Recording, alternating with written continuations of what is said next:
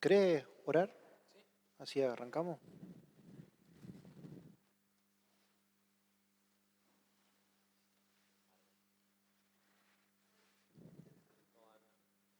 Oremos, si arrancamos.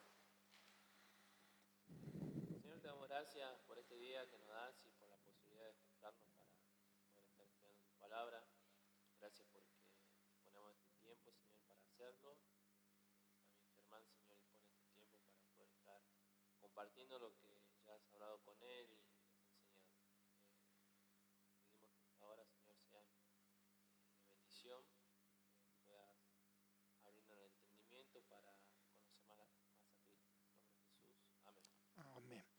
Bueno, vamos a arrancar en esta noche y yo quisiera que repasemos los puntos, más que repasar les quiero decir para que ustedes vayan controlando los puntos que tienen que ir estudiando.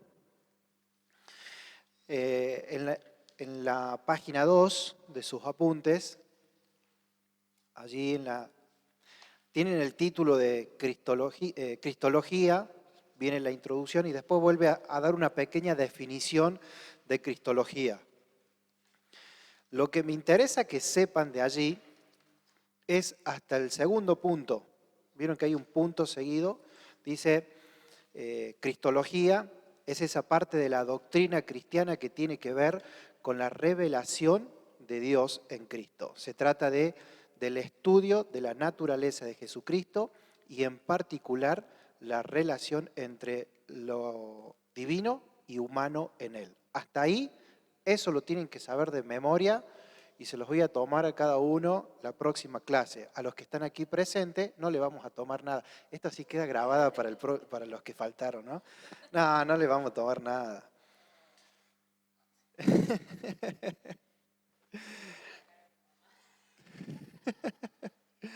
Mira, cuánta maldad en estos corazones, ¿eh?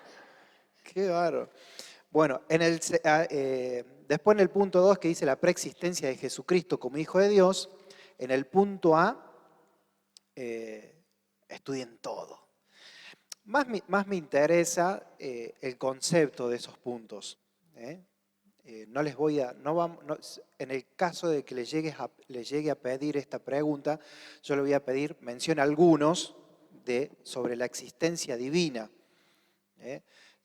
Que ahí dice el punto número 1, enseñada por Juan el Bautista. Me interesa más que todo me interesa ver, por ejemplo, acá dice, enseñada por Juan el Bautista y las citas bíblicas, porque esto nos sirve a nosotros para en algún momento que te toque preparar un estudio bíblico para compartir a alguien en alguna reunión o cuando estás presentando el mensaje o charlando con alguien que no sea de esta doctrina, que conozca o que tenga otros pensamientos. Después en el punto B, que dice Cristo divino preexistente,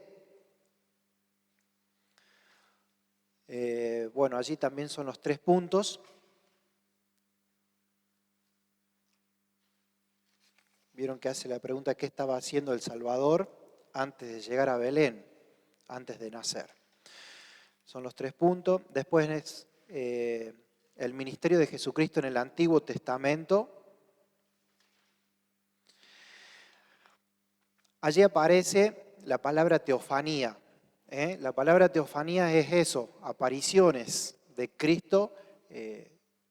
Eso probablemente también pregunte qué es una teofanía, es una aparición de Cristo antes de nacer. Bueno, el apunte dice antes de llegar a Belén. Les voy a pedir algunas teofanías, así que vayan estudiando todo eso de las teofanías.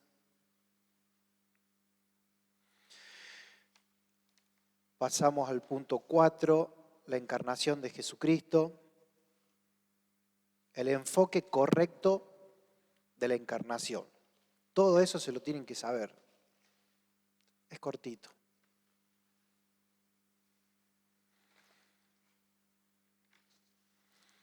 La parte que dice, siempre dice yo, mí, mío, eso no es necesario. Los milagros involucrados en la encarnación son 2 milagros que están involucrados. Eso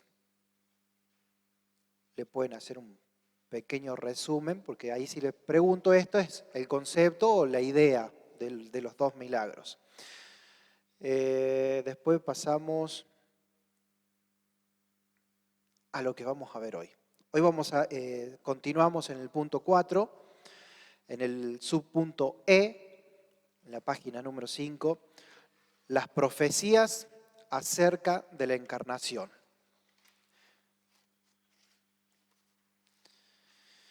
Bien, vamos leyendo. ¿Quién empieza a leer?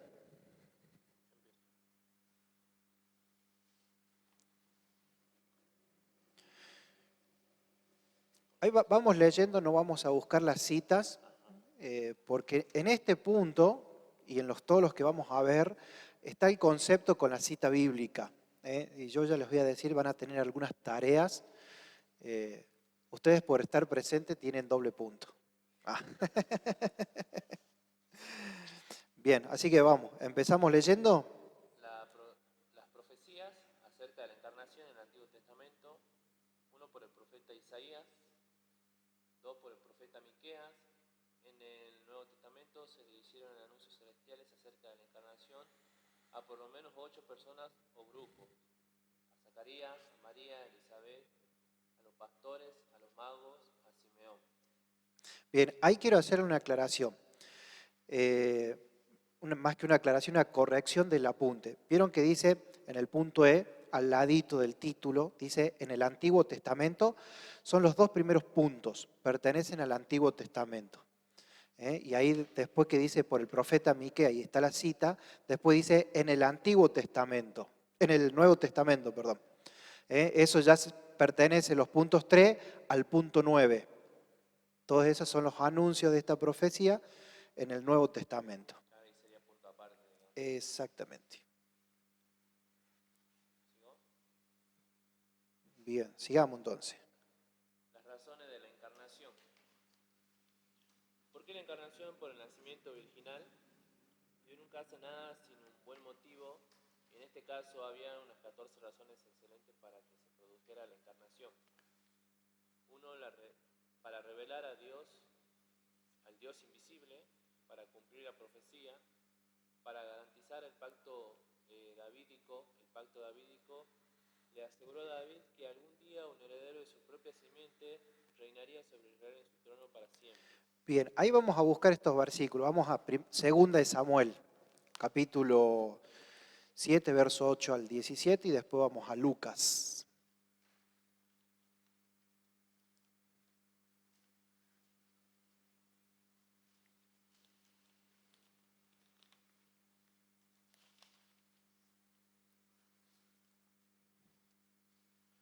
Ahora pues dirás así a mi siervo David, así ha dicho Jehová de los ejércitos: yo te tomé del redil de detrás de las ovejas para que fueses príncipe sobre mi pueblo, sobre Israel. Y he estado contigo en todo cuanto has andado, y delante de ti he destruido a todos tus enemigos, y te he dado nombre grande como el nombre de los grandes que hay en la tierra. Además, yo fijaré lugar a mi pueblo Israel, y lo plantaré para que habite en su lugar y nunca más sea removido, ni los inicuos le aflijan más, como al principio, desde el día en que fuese sobre mi pueblo Israel, y a ti te daré descanso de todos tus enemigos. Asimismo Jehová te hace saber que Él te hará casa cuando tus días sean cumplidos y duermas con tu padre. Yo levantaré después de ti a uno de tu linaje, el cual procederá de tus entrañas, y afirmaré su reino. Él edificará casa a mi nombre, y yo afirmaré para siempre el trono de su reino.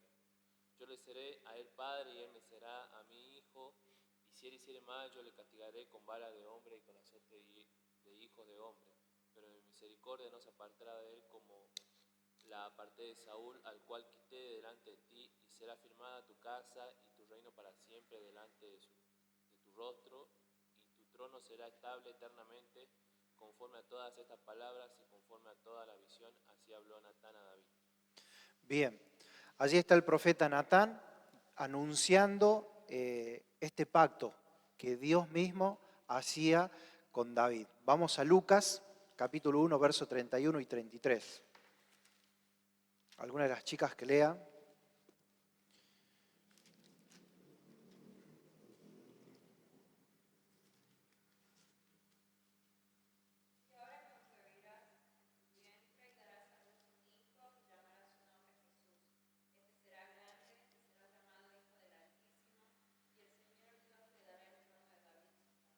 Bien, otra vez el ángel anunciando el cumplimiento de esta profecía.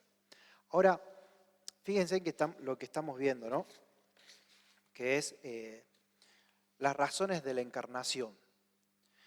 Pensar cuáles son las razones por las cuales Dios Padre, dijo, quiero que esto sea así. Vamos a ir viendo en todos estos puntos, estos motivos, y acá vemos uno de los motivos más importantes en toda la historia. Uno de los motivos es que Dios hizo un pacto con un ser humano,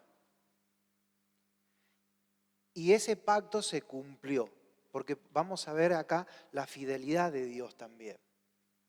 Ahora, podríamos nosotros también pensar, decir, bueno, pero Israel ya no tiene rey. Sí, es verdad. Pero ¿dónde está Cristo en este momento? ¿Dónde está Jesús del linaje de David? ¿Dónde se encuentra hoy en la actualidad? Sentado en el trono, a la diestra del Padre. ¿Ves? A veces ignoramos esto, no, lo pasamos así de largo. Es una promesa que Dios dijo, yo te voy a dar una descendencia que va a durar por siempre. Y terrenalmente pensamos, sí, pero Israel, ¿dónde está? Es que el trono de David hoy está en los cielos. Y me encanta pensar que el trono de David está en la nueva Jerusalén, en la que todavía no se ha manifestado. Eso es algo lindo, hermoso para pensar y tenerlo también presente. Recordemos que mi objetivo y mi oración por ustedes es que puedan enamorarse. Hoy decían a forma de chiste, los que no vinieron no creen en el amor. Sí creen. Y yo creo que todo ser humano cree en el amor. Porque Dios es amor. A veces no le creemos a Él. O tenemos conceptos equivocados. Y es nuestra responsabilidad como estudiantes de la Biblia poder cambiar esos conceptos. No a la fuerza. Porque el amor no fuerza a nadie. Respetando. Respetando. Esto es lo que dice la palabra de Dios. Este es el verdadero amor. Y este amor es el que seguimos. Bien, continuemos entonces. Vamos con el punto 4. ¿Querés leer? Dale. Para hacer sacrificio por nuestros pecados. 5. Para reconciliar al hombre con Dios. 6. Para proveer un ejemplo para los creyentes. Busquemos allí primera de Juan, capítulo 2. Y vamos a leer versos 5 y 6.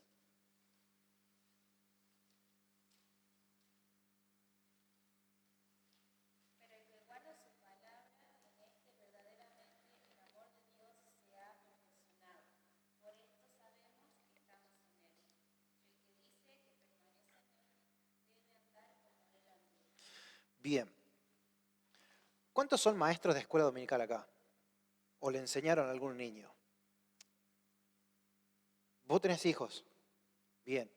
¿Cómo te sentís cuando le enseñás algo a tus hijos y ves que tus hijos lo hacen? Feliz. Es algo que es inexplicable. ¿Y cómo te sentís cuando no lo hacen?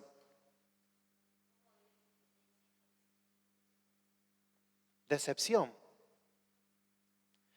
¿Creen que Dios siente lo mismo?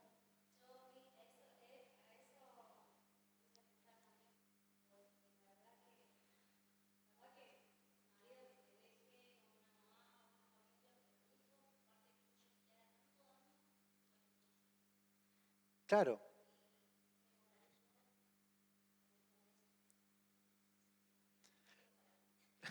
Recuerdo en una ocasión, nuestros hijos, bueno, tenemos dos con mi esposa, se habían portado ese día, pero tan mal, tan mal. Llegamos la noche con dolor de cabeza, de tanto que habíamos renegado con los chicos. Y en un momento así me siento en la cama y la miro a mi esposa y le digo, ¿será que nosotros somos así con el Señor? Y ella me mira y me dice, literalmente, porque es verdad. Fíjense en lo que dice estos versículos de Juan capítulo 2, versos 5 y 6. ¿Cómo termina diciendo el versículo 6? El que dice que permanece en él debe andar como él anduvo. Lo que espera Dios de nosotros es eso, que andemos como Cristo anduvo.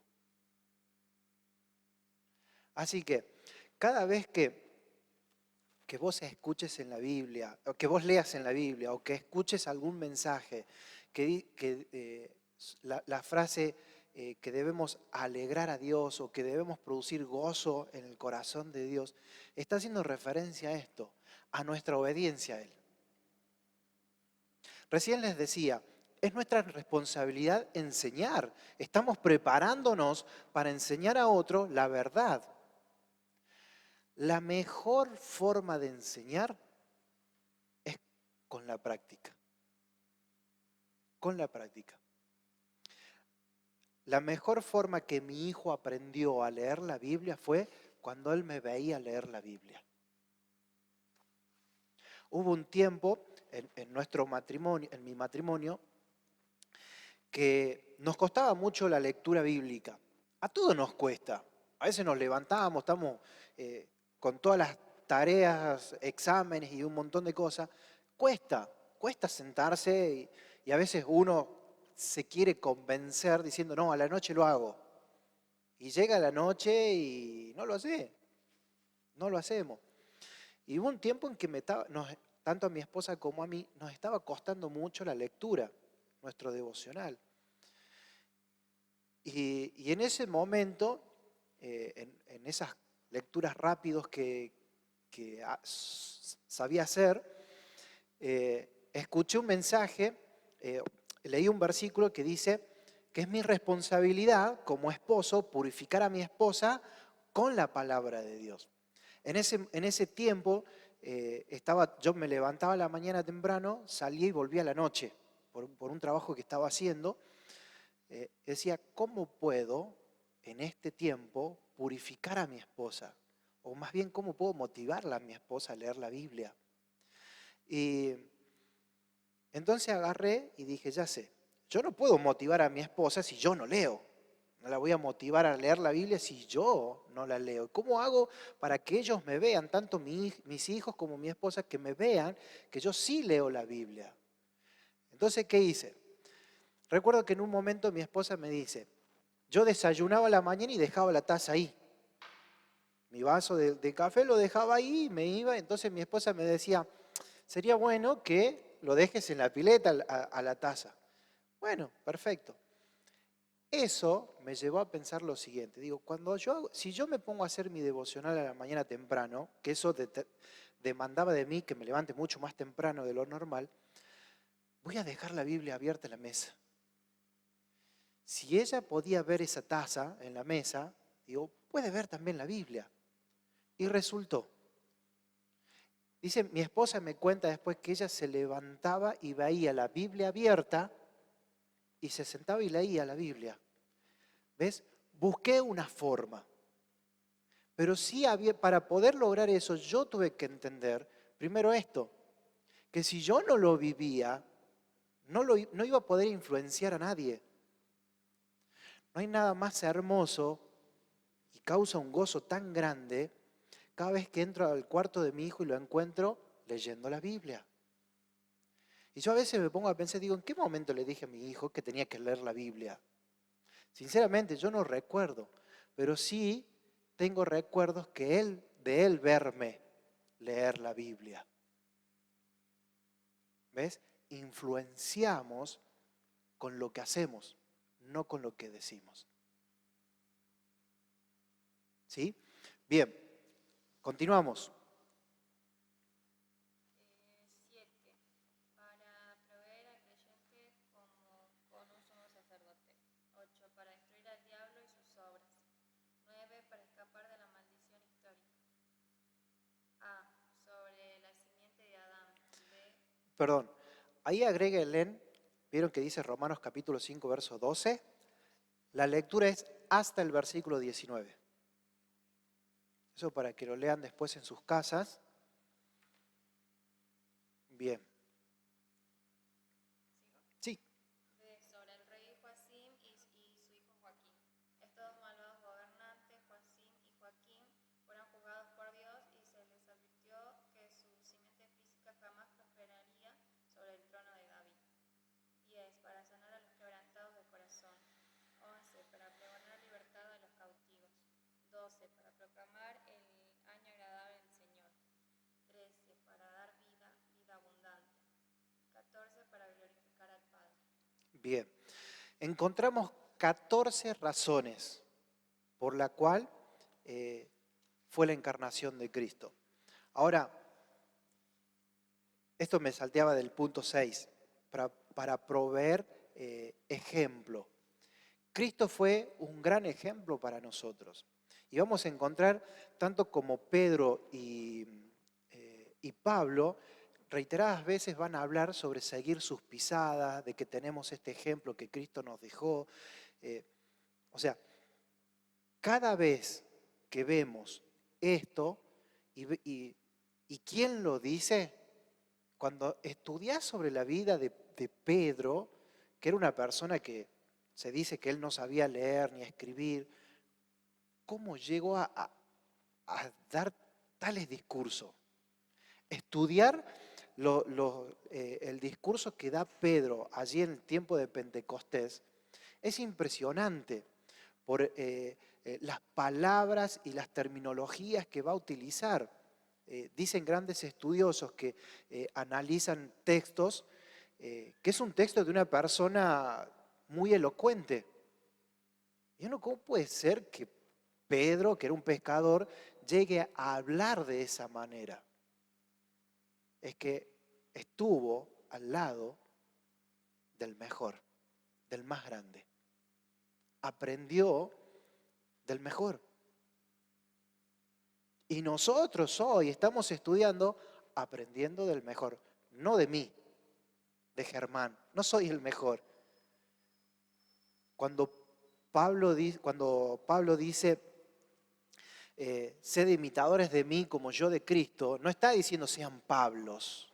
No, sean como yo, un imitador de Cristo. Y ese es el objetivo. ¿Por qué? Porque Cristo les enseñó a ellos y eso mismo nos están enseñando a nosotros. Lo aprendí yo, se lo estoy transmitiendo a ustedes y ustedes se lo van a transmitir a otros. No solamente con palabras, sino con los ejemplos. Que ellos nos vean. Vamos allí a Juan, abramos el Evangelio según San Juan, vamos a leer varios versículos allí.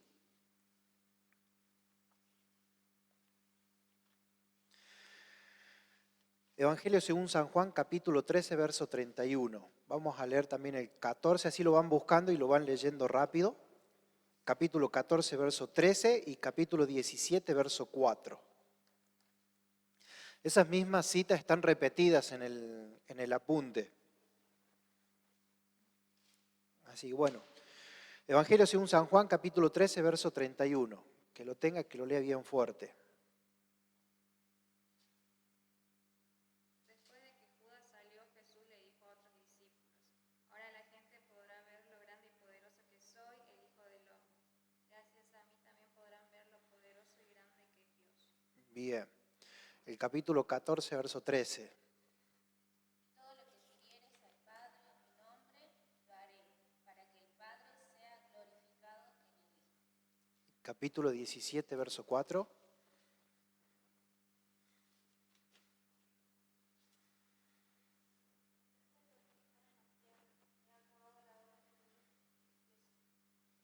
Bien, la palabra que se va a repetir en estos versículos y el mismo concepto es glorificar. Glorificar al Padre. La palabra glorificar es ensalzar o alabar. Alabar no es solamente cantar una canción. Alabar a Dios es reconocer lo que Él es, lo que Él hace. Me gustan los salmos, los mejores ejemplos de esto son los salmos. Tú creaste los cielos, tu gloria es, y podríamos seguir mencionando, ¿no? Todo lo que es alabar a Dios. Y acá vamos a ver que una de las razones por la cual fue la encarnación de Cristo es para alabar a Dios. Y cuando nos ponemos a pensar, toda nuestra vida debe ser para alabar, para adorar a Dios. Mateo capítulo 4, verso 10. ¿Qué dice? Mateo capítulo 4, verso 10.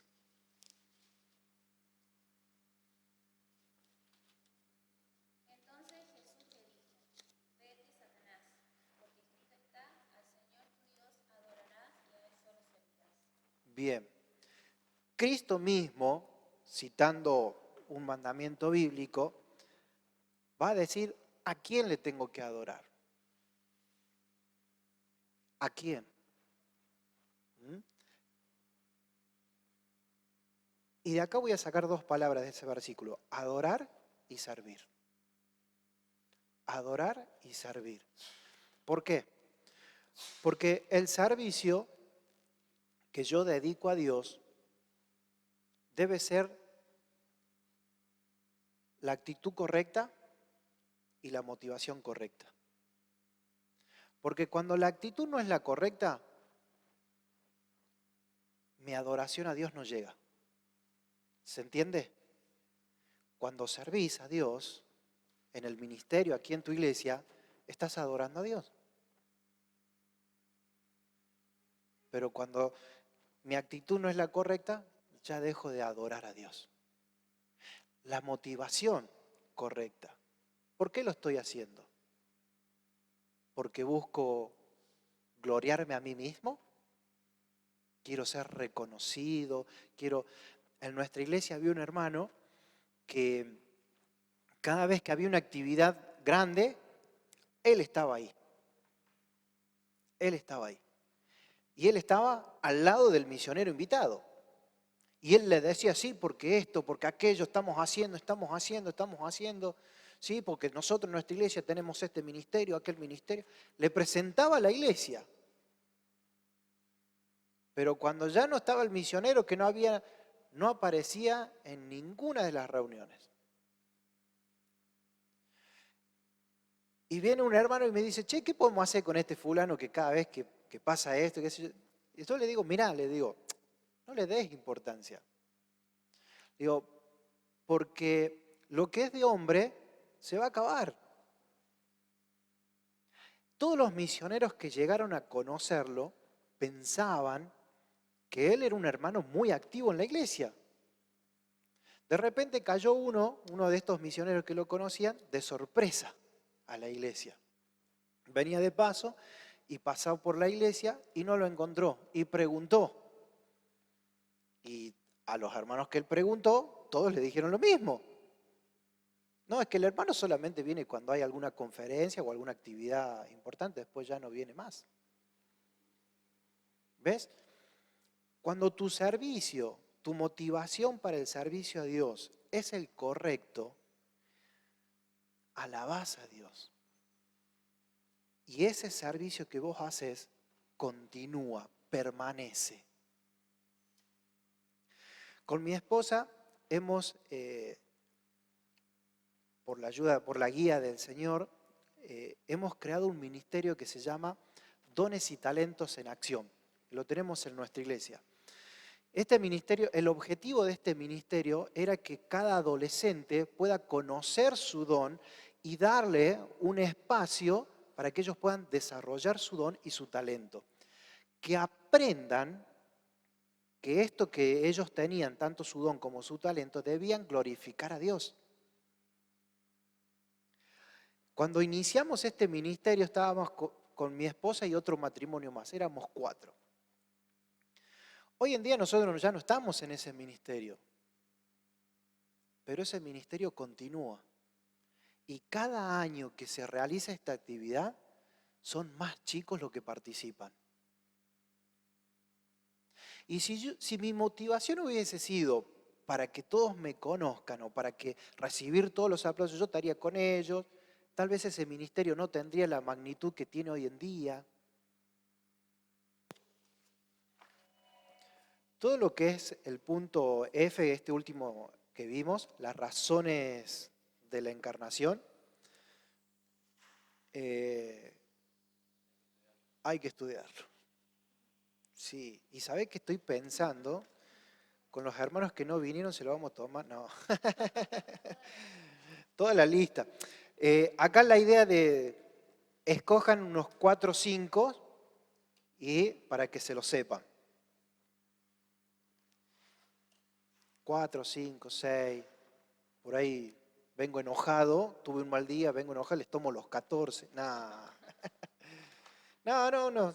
Sí, 4 o 5 puntos de esto. Lean en sus casas, después tómense un tiempo para buscar las citas bíblicas, para corroborar todo. Nosotros vamos a ir viendo algunas nada más. Bien, seguimos. Punto 5. Los nombres bíblicos y títulos de Jesucristo. Es posible que el aroma de las rosas sea igualmente delicioso si se les da cualquier otro nombre, pero no sucede así con los nombres bíblicos, los cuales frecuentemente comunican una idea penetrante de la vida de los que los llevan. Esto es especialmente cierto en relación a Cristo. Se puede obtener abundante información acerca de su persona y su obra al estudiar los nombres y los títulos que les son atribuidos. Nótese algunos de ellos. Bien, y ahí vamos a encontrar una tremenda lista. Subrayen antes de seguir avanzando, perdón. ¿Vieron la última parte de este párrafo que se acaba de leer que dice se puede obtener abundante información? Bueno, eso a memorizarlo, porque eso va clavado en el examen. ¿Cómo fue el examen que les tomó Luis? Ya me imaginaba. Pero ¿cómo la idea del examen, digo, pregunto? Ajá.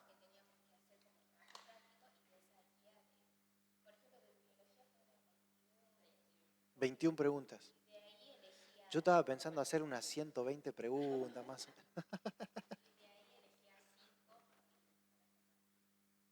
Ajá, bien. ¿Y había como verdadero o falso, algo de eso? ¿No? ¿Y les gustó así? ¿Les es fácil?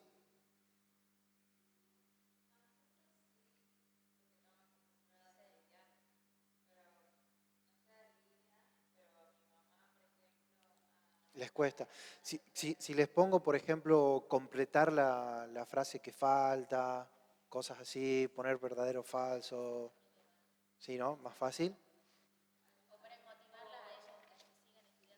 Por ejemplo, hay hermanas que son más grandes que nunca han rendido, que lo han hecho primaria nada más y Ok. animaron a saber de que había examen aquí.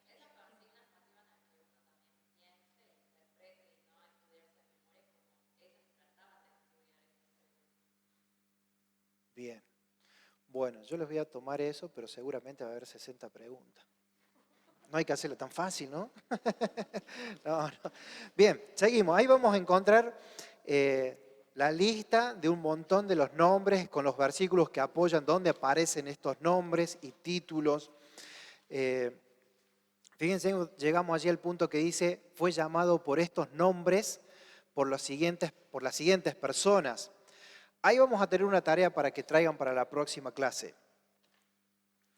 La tarea consiste en lo siguiente. Vos vas a leer, por ejemplo, el primer punto que dice 2 ciegos en Capernaum y está la cita bíblica. Ustedes tienen que leer la cita bíblica y poner al lado qué nombre utilizaron.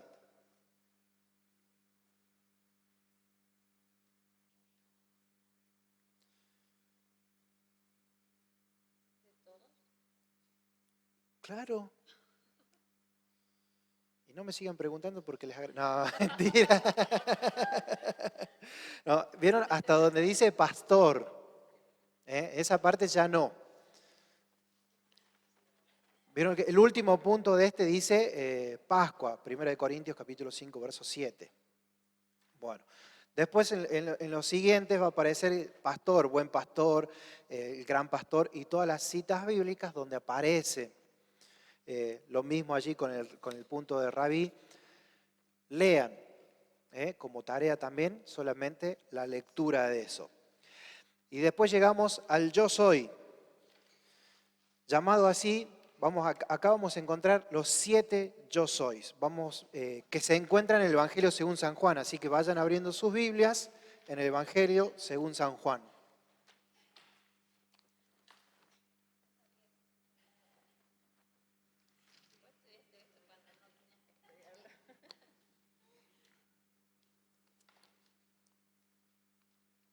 Bueno, arrancamos. Evangelio según San Juan, capítulo 10, verso 11. ¿Quién lo lee? Soy el buen pastor su vida da por las ovejas. Bien, y acá vemos al buen pastor haciendo ¿qué? Dando, entregando. Me gusta la definición de esa palabra dar, porque ese dar es de todo, dar todo, entregar sin condiciones. Te lo doy, esto es para vos, usalo como quieras, es más o menos la idea esa, dar. Vemos al pastor dando su vida, dando todo. Capítulo 14, verso 6. Jesús le dijo, yo soy el camino y la verdad y la vida, nadie viene al Padre sino por mí. Y ahí vemos el camino. Un camino nos habla de una trayectoria, una dirección. El gran yo soy el camino, la dirección correcta. Capítulo 6, verso 35.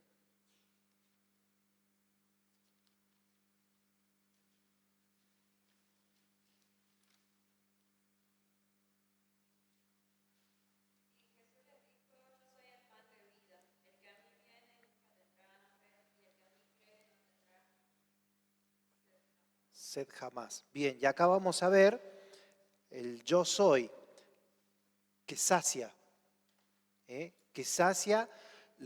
lo fundamental del ser humano, que es el alimento y el agua. Y habla de saciar porque dice que no tendrá hambre jamás, ni tampoco va a tener sed. Recuerdo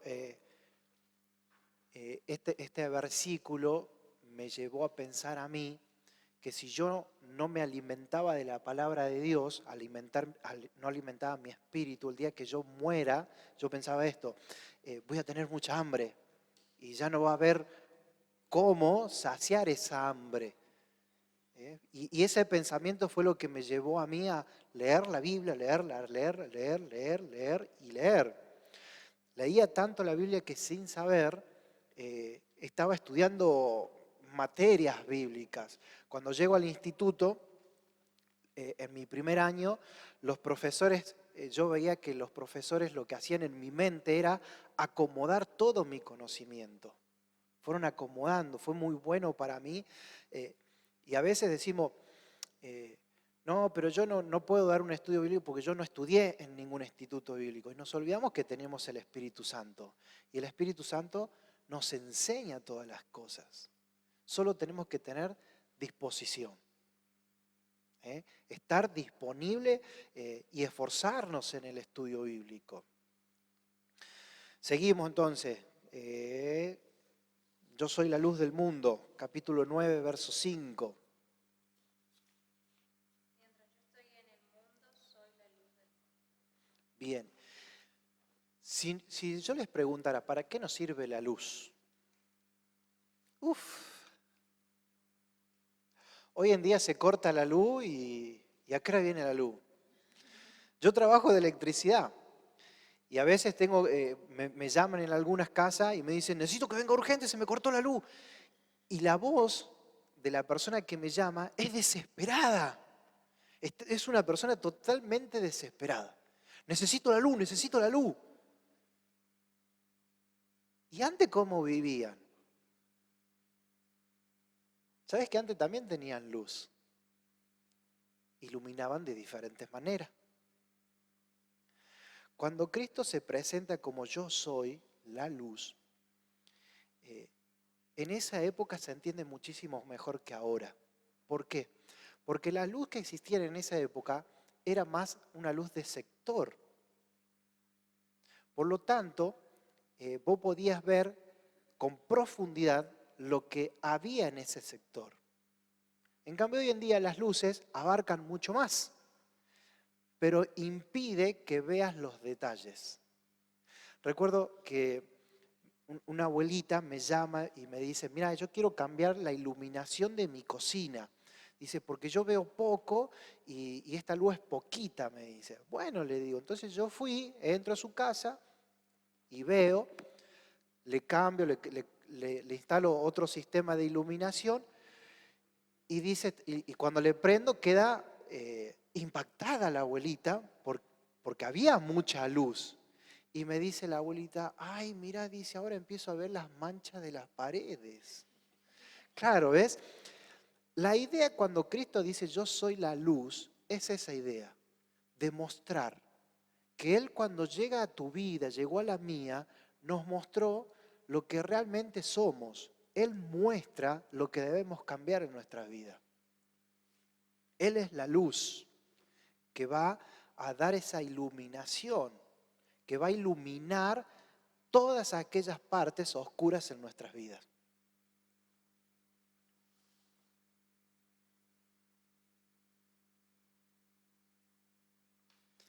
Capítulo 10, verso 9.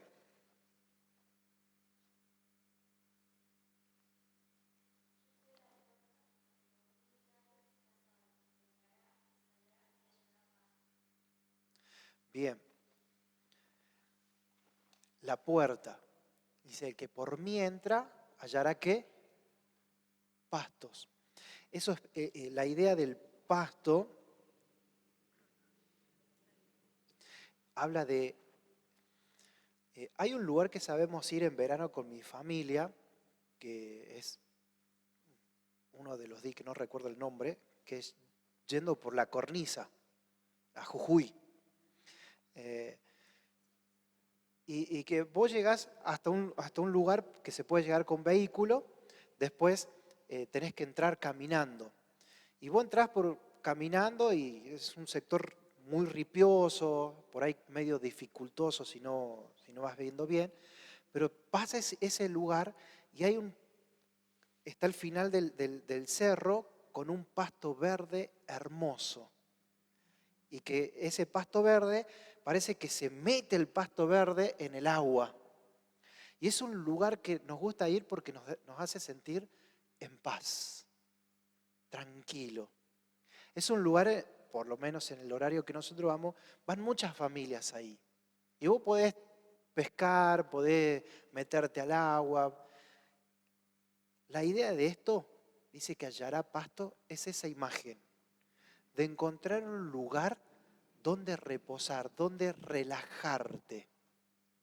Pero para poder encontrar ese lugar, debes entrar por Él. Él es la puerta. Y para poder abrir esa puerta, hay que llamar. Hay que hablarle. Y esto se complementa con yo soy el camino. Para poder encontrar la paz, debo seguir su camino. Esa es la idea de yo soy la puerta. Hallará pastos. Capítulo 11, verso 25.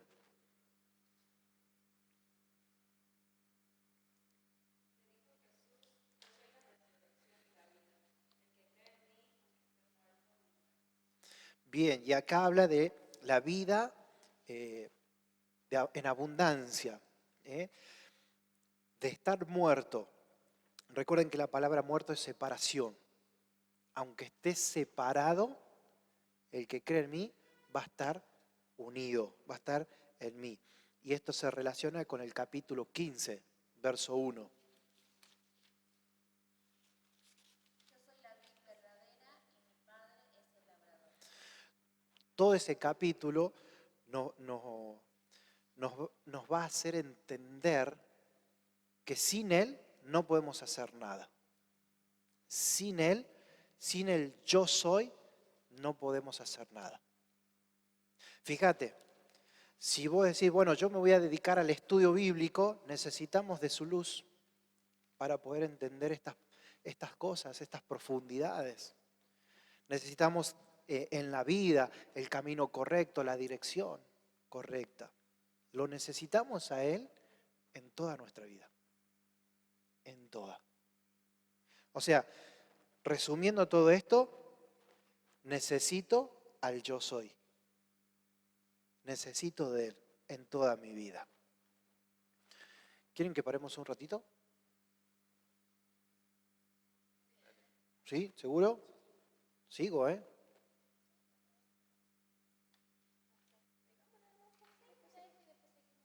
Ok.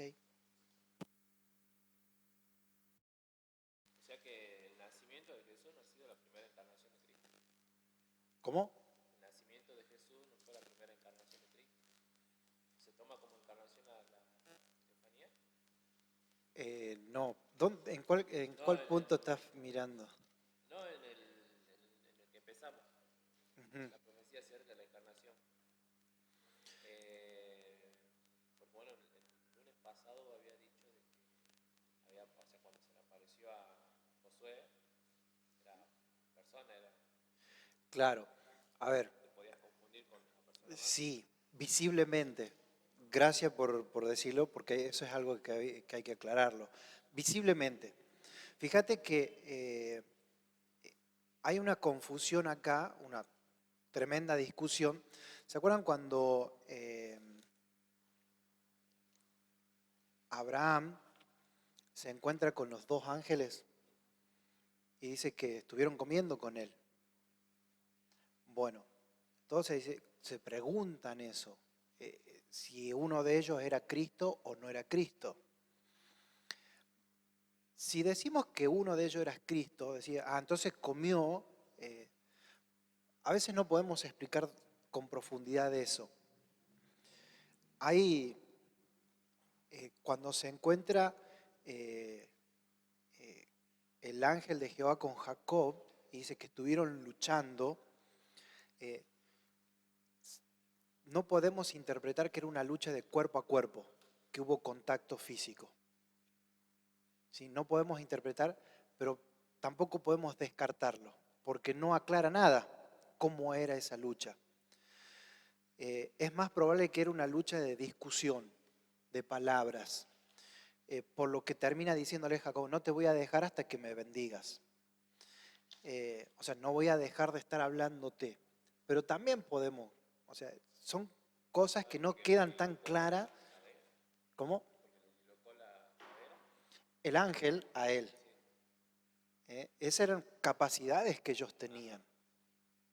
O sea, cuando estudiamos lo que es los ángeles, vamos a ver ángeles que comían, ángeles que tuvieron contacto físico. Acá, en la encarnación de Cristo, estamos hablando a un 100% humano. A un 100% humano. Que Él tuvo que estar limitado a todo lo que un ser humano está limitado. Él tenía que crecer, necesitó tomar la leche de su mamá, necesitó que su mamá le cocine, le prepare las comidas, todo. Todas las limitaciones de un ser humano. Por eso en los evangelios cuando leemos que Él crecía en gracia y en sabiduría, ¿para quién?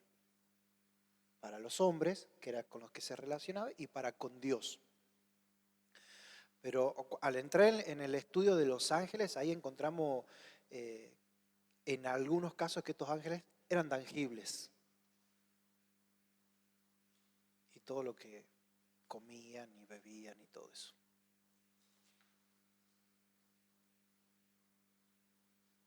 ¿Preguntas? ¿Se entendió eso, no? Ok, ¿alguna otra pregunta? Bueno.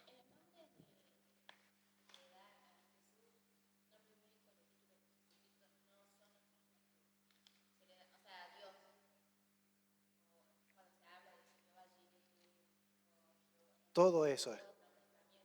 Sí, sí. Eh, creo que aparecen por aquí. También depende la versión de Biblia, porque algunos aparece la palabra Jireh. Eh, Exactamente, son todos los nombres y títulos. Tal vez acá no estén todos, porque son muchísimos. ¿eh? Eh, Hay una materia que estudia los nombres de Cristo, que es también es bastante extensa esa materia, y se pasan exclusivamente viendo el nombre, el significado y en qué momento se utiliza. Que es impresionante conocer eso, porque cada nombre que tiene un significado, hay un propósito detrás de ese significado. Hay una razón. Por ejemplo, la mujer cuando dice el Dios que me ve. La idea de eso es el Dios que ve todo. Y hay un propósito. ¿Por qué esta mujer va a decir el Dios que me ve? Porque Dios estaba viendo. Dios la estaba viendo a ella. No la perdió de vista. Y así sucesivamente con cada uno, ¿no? de su nombre. Bueno, póngale una E al punto que vimos recién, yo soy.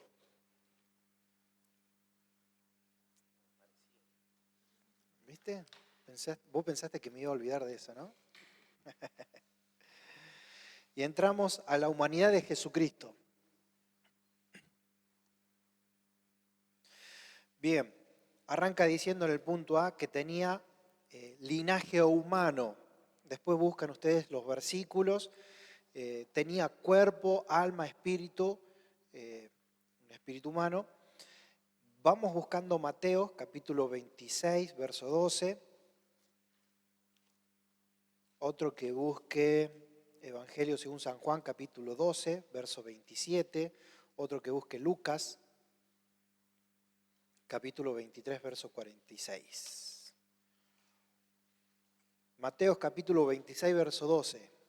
Porque al derramar este perfume sobre mi cuerpo, lo ha hecho a fin de prepararme para la sepultura. Bien, ahí está hablando de que él tenía un cuerpo tangible, físico.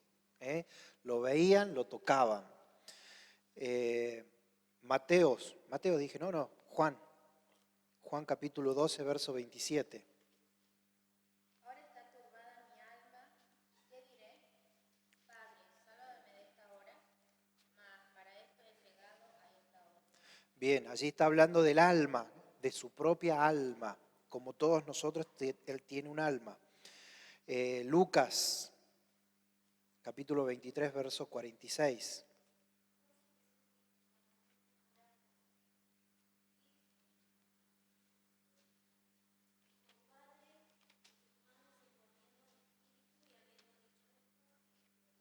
Bien, allí hablamos del espíritu. En tus manos encomiendo mi espíritu. A continuación vamos a ver, yo le puse un pequeño título ahí, evidencias que tenía cuerpo y de su humanidad. Y ahí vamos a arrancar. Una de las evidencias, la aparición de esta mujer samaritana.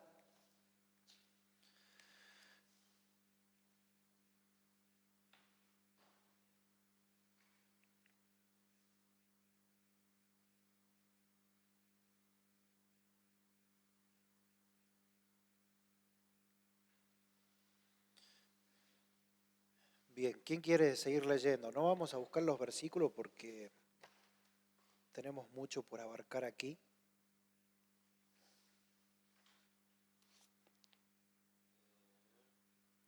Uno, a una mujer samaritana. Dos, a los judíos. Tres, a María. Cuatro, era de carne y sangre. Cinco, crecía. Seis, hacía preguntas. Siete, crecía en sabiduría. 8. Su conocimiento estaba limitado. Se debe señalar que esta limitación era autoimpuesta, según Filipenses 2, del 5 al 8, pasaje que examinaremos en gran detalle más adelante en este estudio. Cristo se abstuvo voluntariamente de usar, aunque siempre tuvo cierto atributo divino mientras estaba aquí en la tierra, para poder depender totalmente del poder y la sabiduría del Espíritu Santo. Este hecho ayuda a entender los siguientes pasajes. 11, Sí. no, 10. Fue tentado, 11, aprendió obediencia, 12, tuvo hambre, 14, se cansaba, 15, dormía, 16, amaba, 17, tenía compasión, 18, se enojaba y se entristecía, 19, lloraba, 20, sentía gozo, 21, se conmovía, 22, sudó gotas como de sangre, 23, sufrió, 25, murió, 26, fue enterrado. Bien, todas estas evidencias de que era un ser humano, de que era 100% humano, como cada uno de nosotros.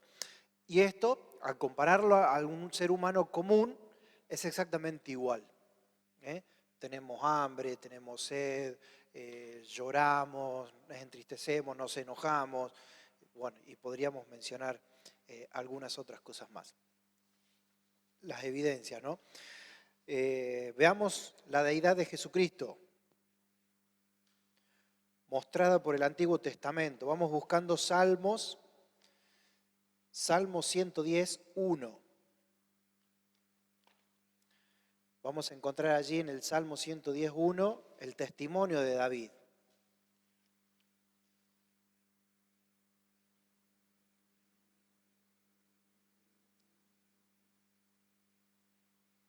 Lean fuerte. Jehová dijo a mi Señor, siéntate a mi diestra hasta que ponga a tus enemigos por estrado de tus pies. Bien, allí David es el que está escribiendo. Jehová dijo a mi Señor. Entonces acá tenemos que entender esto. Jehová, Dios Padre, le dijo, David está diciendo a mi Señor. ¿Quién es ese Señor que está mencionando David? Cristo mismo.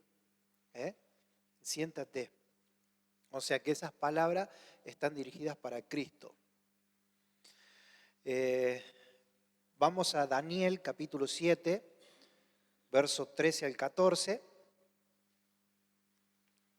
El punto 2 dice el testimonio de Isaías, Isaías capítulo 9, verso 6, y el punto 3, el testimonio de Daniel, que es lo que vamos a ver. Daniel capítulo 7, verso 13 y 14.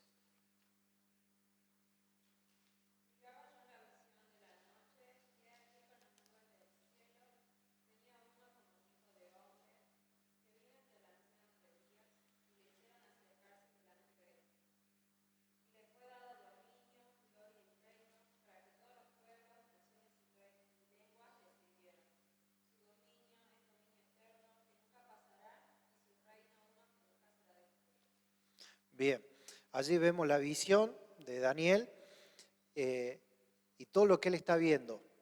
Un ser en forma de hombre, como hijo de hombre, y esto cada vez que vos encuentres esta descripción, hijo de hombre, se está refiriendo a Cristo mismo. Estamos viendo acerca de la deidad de Jesucristo. Cristo ya, Daniel lo ve a Cristo allí en su visión en los cielos. Mostrada por los evangelios. Y ahí vamos a encontrar que es omnipotente, en Mateo capítulo 28, verso 18, sobre las enfermedades, que el omnipotente es que está por sobre todo. Esa parte, este punto, el punto B, póngale una E, bien grandota para que no se olviden, que ahí voy a pedir algunos conceptos de eso.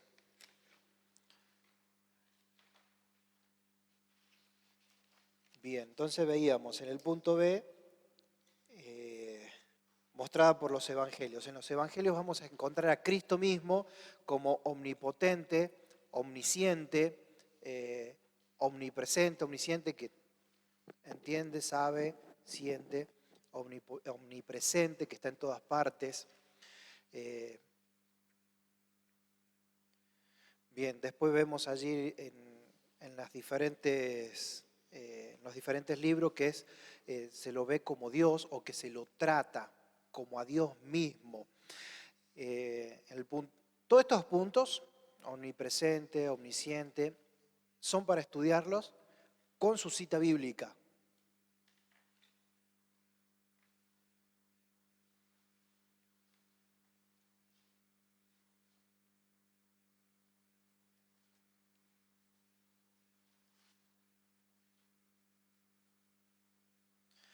El punto 5, perdona los pecados. Punto 6, juzga como juez, salva. El punto 7, mostrado por el libro de los Hechos. Vamos al libro de los Hechos, capítulo 7, verso 59.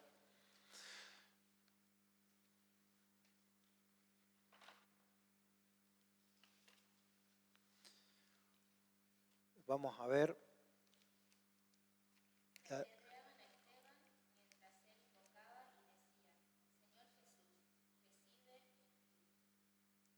Bien, ahí la imagen de Esteban clamando. Si nosotros dijéramos, ¿realmente Jesús era un hombre o era Dios? Y analizamos esta expresión de Esteban. ¿Qué vio Esteban en ese momento?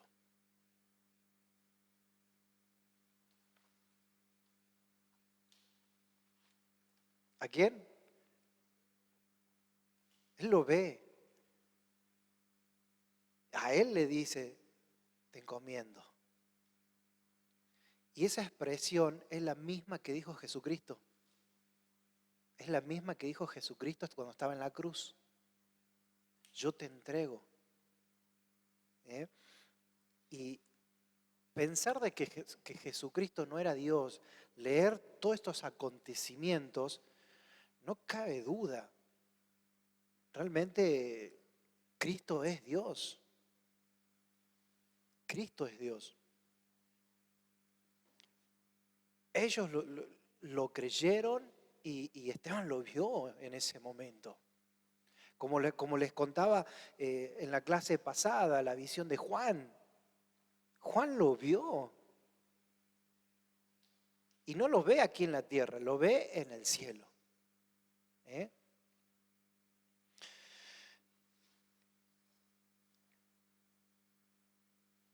La convicción y la fe de Esteban es algo que también nos debe contagiar, nos debe motivar. Esa convicción que él tenía. Y esa misma convicción la encontramos también allí en Hechos, capítulo 8, verso 37, en el testimonio del eunuco.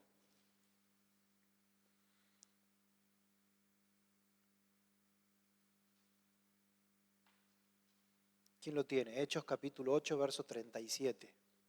Felipe dijo, si crees de todo corazón, bien puedes. Y respondiendo dijo, creo que Jesucristo es el Hijo de Dios.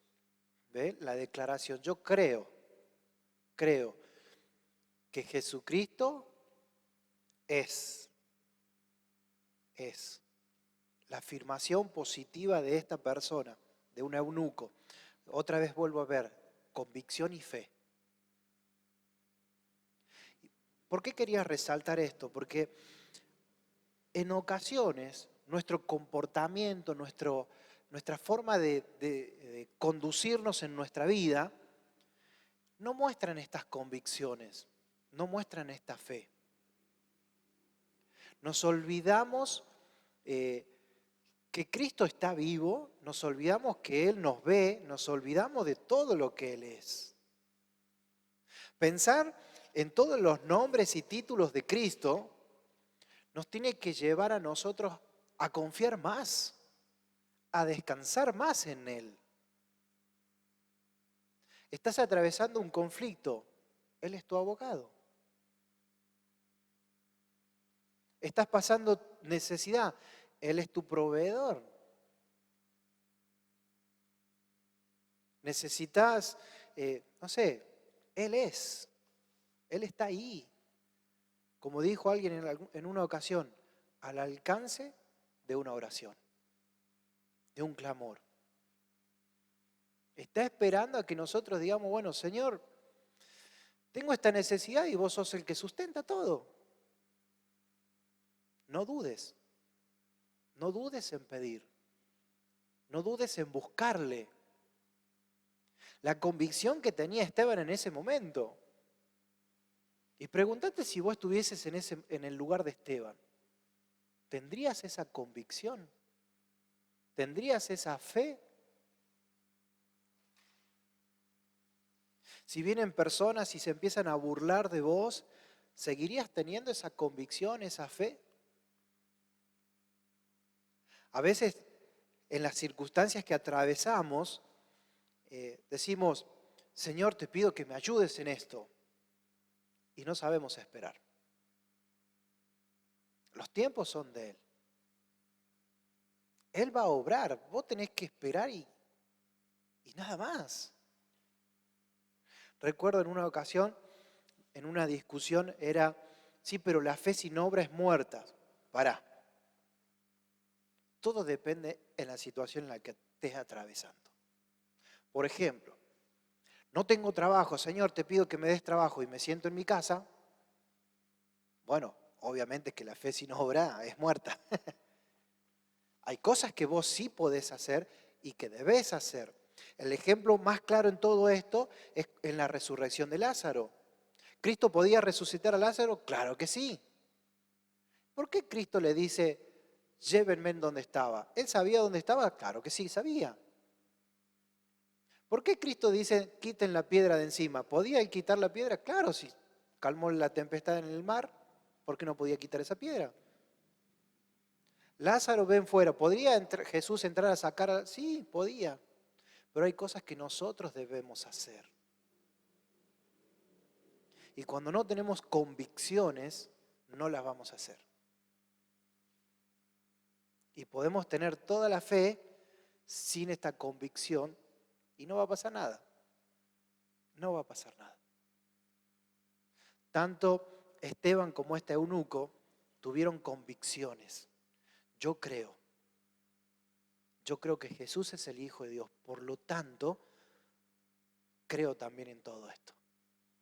En los nombres y títulos de Cristo. Él es abogado. Bueno, tienes un abogado. Él es protector. Tienes quien te proteja. Cuidado con esto del protector, porque tampoco tenemos que tentar a Dios. Recuerdo una ocasión, me contaba una amiga su experiencia con respecto a tentar a Dios. Dice que iba con otra amiga a buscar a otra persona y en esa cuadra había oscuridad.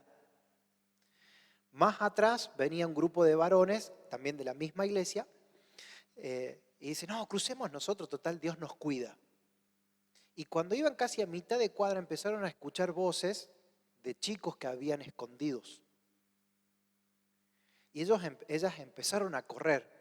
En lugar de volverse donde estaban los chicos de la iglesia, siguieron corriendo hacia la casa de la persona que iba. Y ella en ese momento contó lo que vivió y decía, yo quiero pedirle perdón a Dios porque lo tenté. Cuando ella me contaba esto, le digo, pero ¿cómo que tentaste a Dios? Sí, porque yo en ese momento dijimos, no pasa nada, total Dios nos cuida. Pero nosotros fuimos imprudentes porque deberíamos haber esperado a los chicos para cruzar todos juntos. ¿Ves? Accionaron, pero de la forma incorrecta. ¿Se entiende, no? Entonces, la convicción de lo que yo creo lo aplico basado en mi fe de una forma correcta. ¿Se entiende? ¿Seguro? Pregunten. ¿Tienes dudas?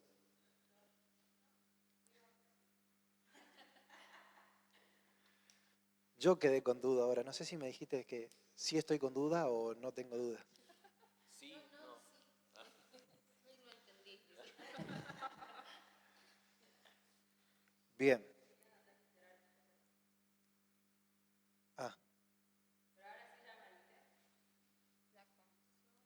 Ah. La convicción con fe utilizada de la manera correcta.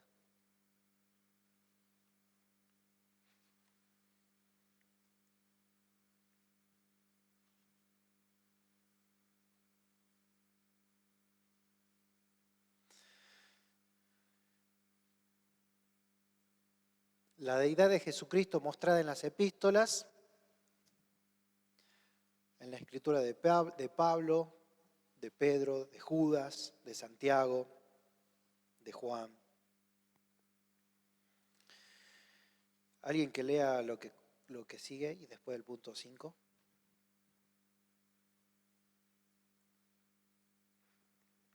Se le aplican todos los nombres y títulos divinos, se lo llama Dios de todo, el Dios poderoso, el Dios grande, el Dios de todo, Jehová, Señor, el Señor de señores, Rey de reyes, se le atribuyen todos los atributos divinos. Se declara que es omnipresente, omnisciente, todopoderoso e inmutable, igual ayer, hoy y siempre. Se le presenta como el creador, sustentador y gobernador del universo. Todas las cosas fueron creadas por Él y para Él, y por Él subsisten todas las cosas. Es el objeto de la adoración de todas las criaturas inteligentes, aún las más grandes. Se les ordena a todos los ángeles, es decir, todas las criaturas en temor de Dios, que se postren delante de Él. Es el objeto de todos los sentimientos religiosos de reverencia, amor, fe y devoción. Hombres y ángeles son responsables delante de Él por su carácter y su conducta. Él exigió que el hombre lo honrara como honraban al Padre, que ejercieran la misma fe en Él y en Dios. Declara que Él y el Padre son uno, y que lo habían visto a Él, también habían visto al Padre. Llama a todos los hombres así, promete perdonar sus pecados, mandarles el Espíritu Santo, darles descanso y paz, levantarlos en el día final y darles vida eterna. Dios no es más, no puede prometer más o hacer más de lo que se dice que Cristo es. Promete y hace. Por lo tanto, Él ha sido el Dios de los cristianos desde el principio, en todas las edades y en todos los lugares. Bien, me quedo con esta frase que está allí en este mismo párrafo. Hombres y ángeles son responsables delante de Él por su carácter y su conducta. Vamos a primera de Juan, capítulo 4, verso 17. Todo el resumen de todo lo que venimos viendo. Yo por ahí podríamos haber leído cada cita, profundizar cada pasaje. Es largo y por ahí aburre un poco. Entonces yo digo, no quiero aburrirlos, quiero que se mantengan interesados en conocer más a Cristo. Que puedan sentir este interés en llegar a sus casas y buscar las citas bíblicas, conocer en el contexto que se utiliza ese nombre o ese título de Cristo. En este último punto estamos viendo de la deidad de Jesucristo. Cristo es Dios y acá estamos viendo las evidencias. Y ante esta evidencia, ¿qué dice primera de Juan capítulo 4, verso 17? En esto se ha perfeccionado el amor en nosotros para que tengamos confianza en el día del juicio, pues como Él es, así somos nosotros en este mundo. Bien, fíjense en esa afirmación de la última oración de este versículo. Como Él es, así somos nosotros en este mundo. Y la pregunta es, ¿cómo es Él? ¿Cómo es Él? Y lo estamos viendo cómo es. Los nombres y los títulos de Cristo nos muestran cómo es Él. Y Él sigue siendo Dios. Hemos visto que Él es 100% humano y vemos que Él es 100% Dios. Con todas las limitaciones de humano. Que Él en su sola voluntad decidió limitarse a eso. Ahora, ¿cómo es Él? Y surge la siguiente pregunta. ¿Cómo voy a imitarle si no le conozco? Porque imitar es hacer lo que el otro hace. decir lo que el otro dice. En mi forma de ser, en mi forma de actuar, en mi forma de conducirme. Para poder lograr imitar a otra persona, debo conocer, debo estudiar a esa persona. Y es lo que nosotros estamos haciendo acá. Estamos conociendo a Cristo, lo estamos estudiando a Él. Como te decía recién, cada nombre de Cristo me muestra un aspecto de Él. Cada título de Él. Entender su humanidad, que tuvo hambre, sed, todo. Entender que siguió siendo Dios. Conocer esto.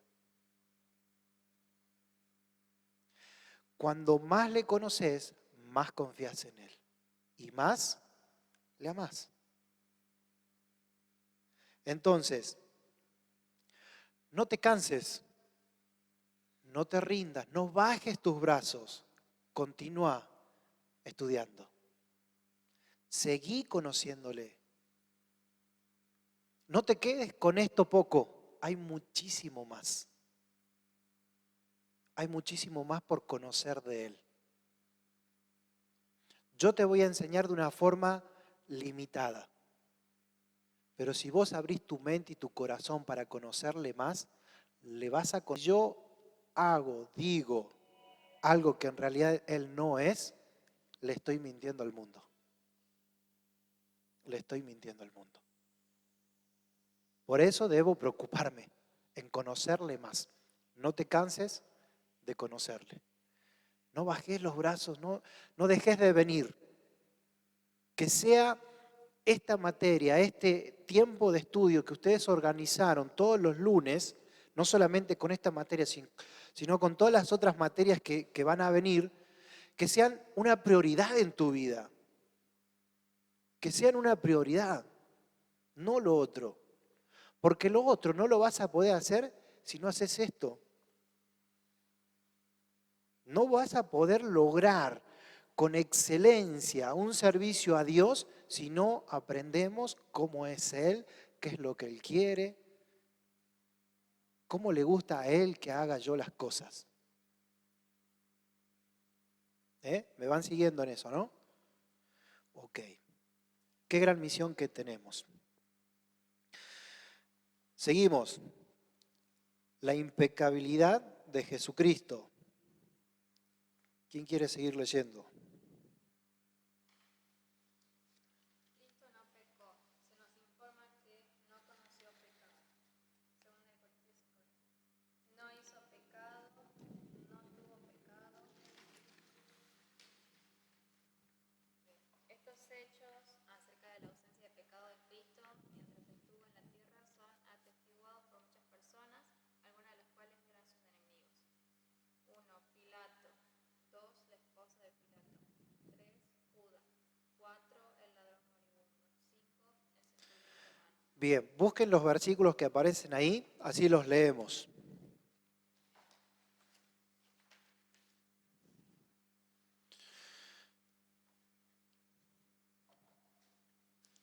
Juan capítulo 19, verso 4.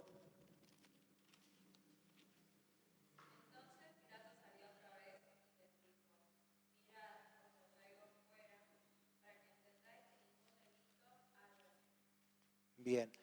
Y el capítulo 27, verso 19. Creo que es 27.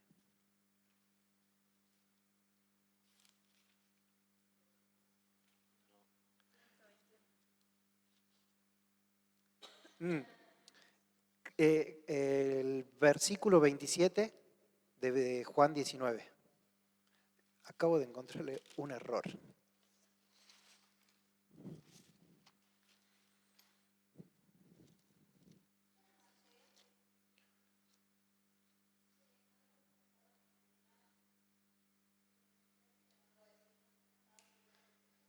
Sí.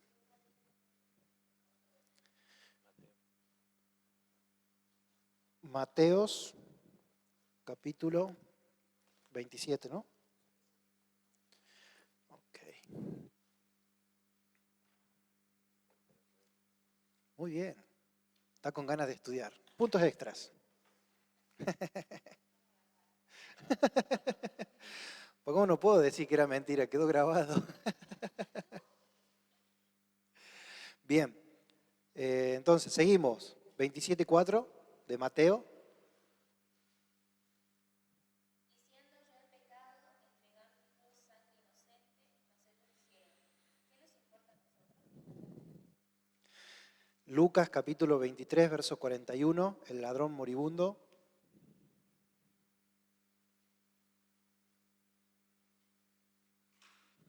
Nosotros a la verdad justamente padecemos porque recibimos lo que merecieron a nuestros hechos, mas este ningún mal hizo. Bien, y el 47 del centurión romano.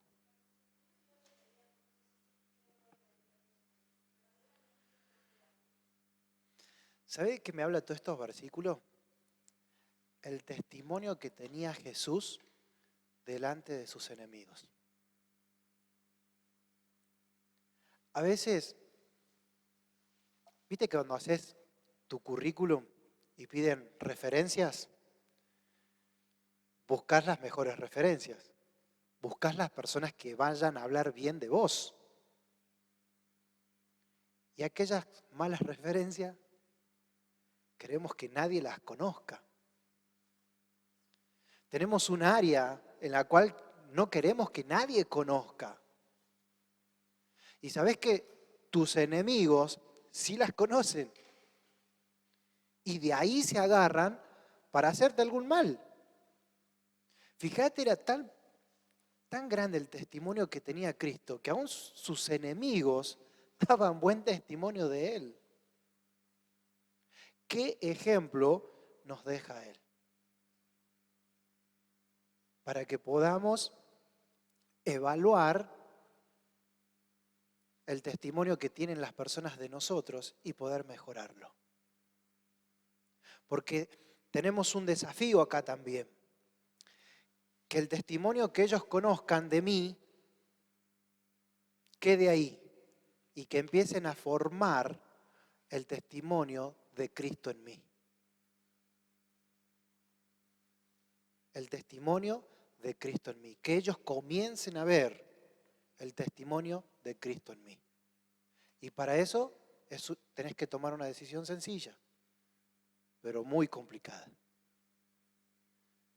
Ya no vivo yo, mas Cristo es el que vive en mí.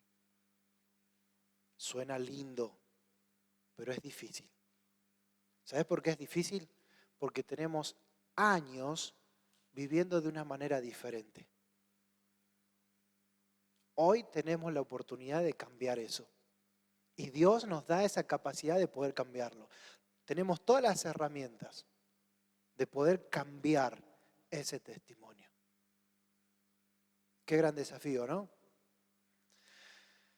Seguimos. Cristo no podía pecar. ¿Quién lee?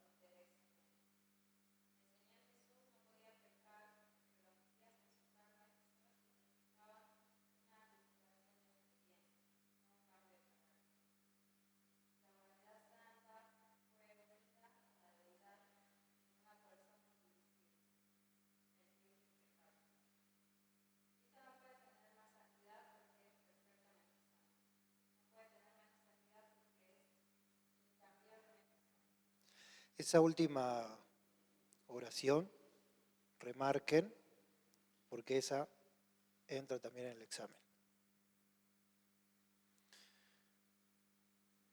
Cristo no puede tener más santidad porque es perfectamente santo. No puede tener menos santidad porque es incambiablemente santo. ¿Quién sigue?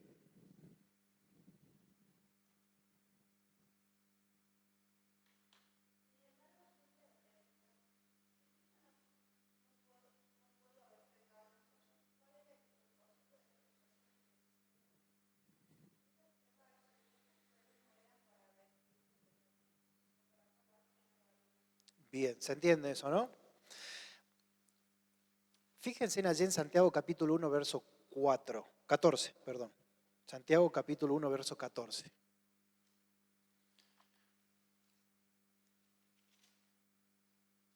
¿Qué dice?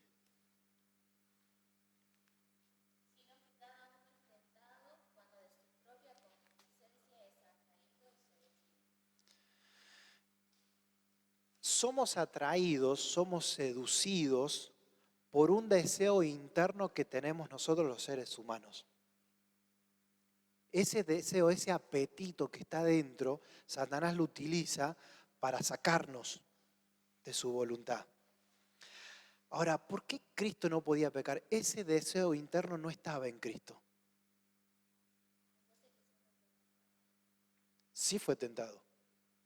Acá lo leímos. El objetivo de la tentación era diferente. El objetivo de la tentación era para comprobar, e inclusive cuando leemos la tentación de Cristo, si no me equivoco, en todos los evangelios donde aparece, termina la tentación de Cristo diciendo, y Satanás se apartó de él por un tiempo. ¿Qué quiere decir eso? Que Satanás volvió.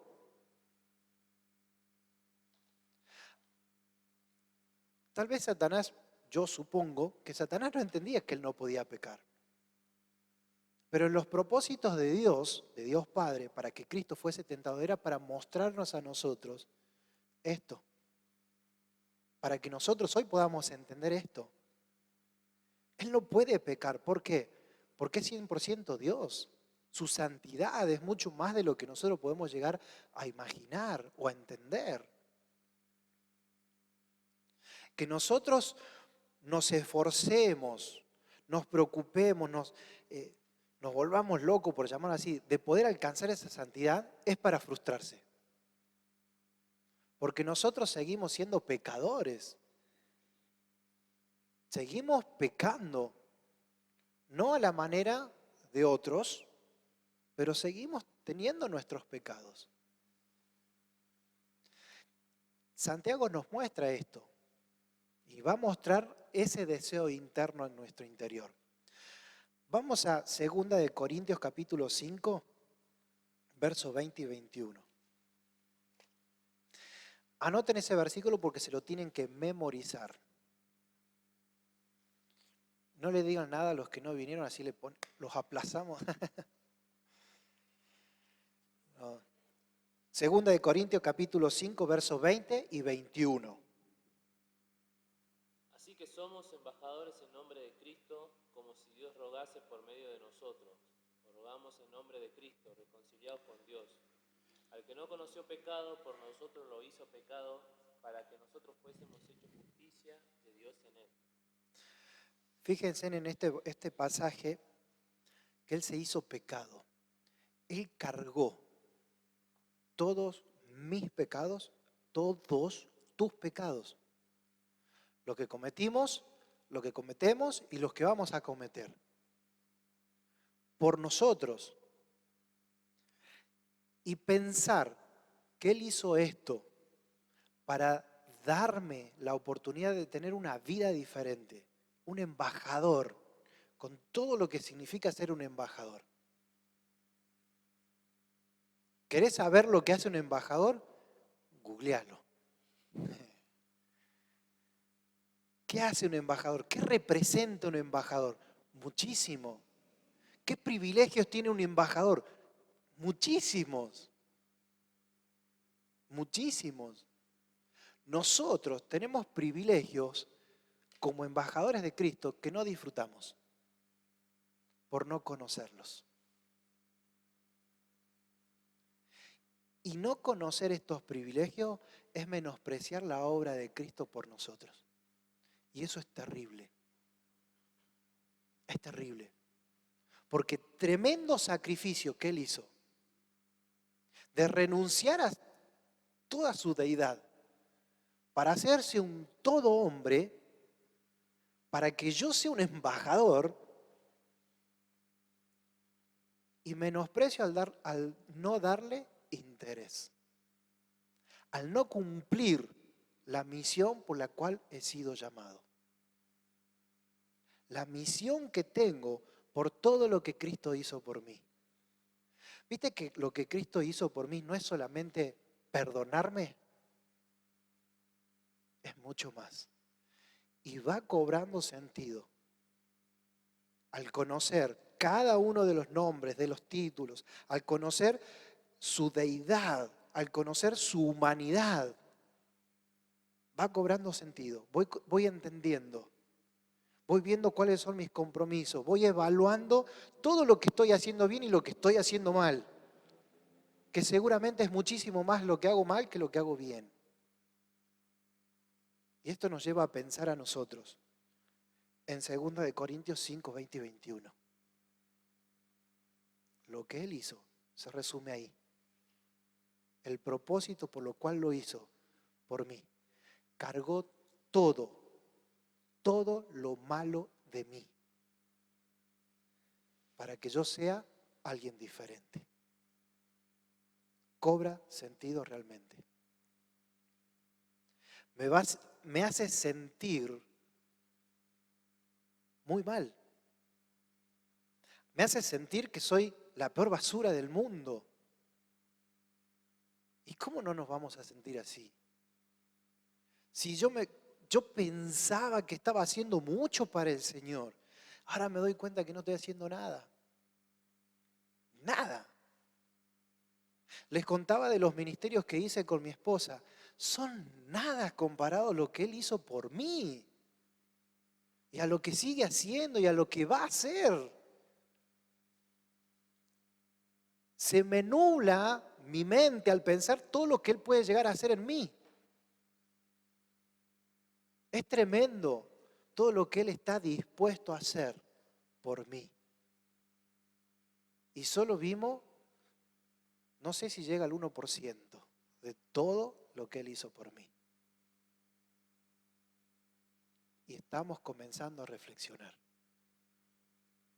Y quiero terminar la clase de hoy preguntando, ¿qué vamos a hacer con esto?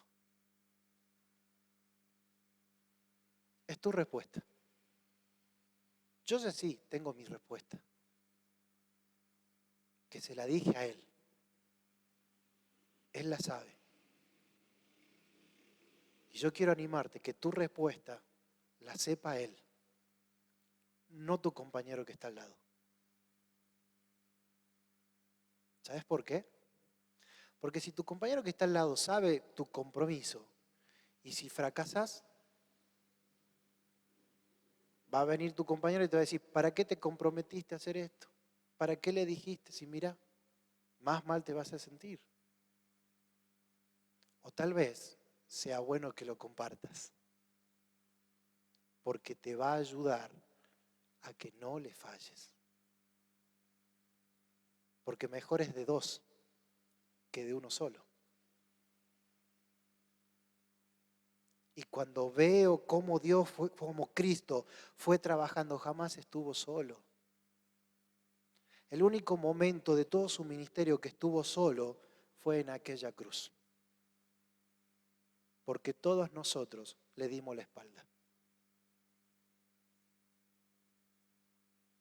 Y Él muere con sus brazos abiertos para abrazarme, para abrazarte, para decirte, hay una nueva oportunidad.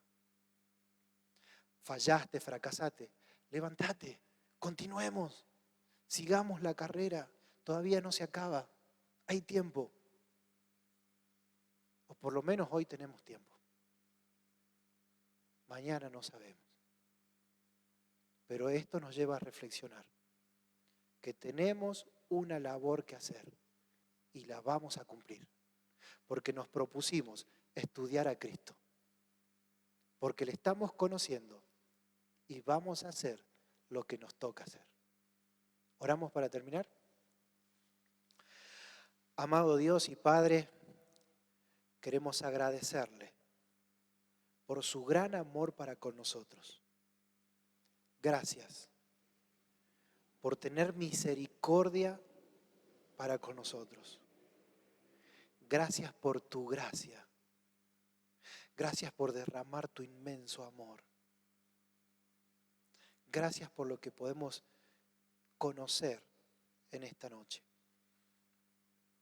Pedimos que tú nos ayudes y nos guíes para que podamos responderte a ti en obediencia, para que podamos serte fieles, para que podamos conocerte cada día más, para que podamos amarte cada día más. A ti sea toda la gloria, en el nombre de Cristo Jesús. Amén.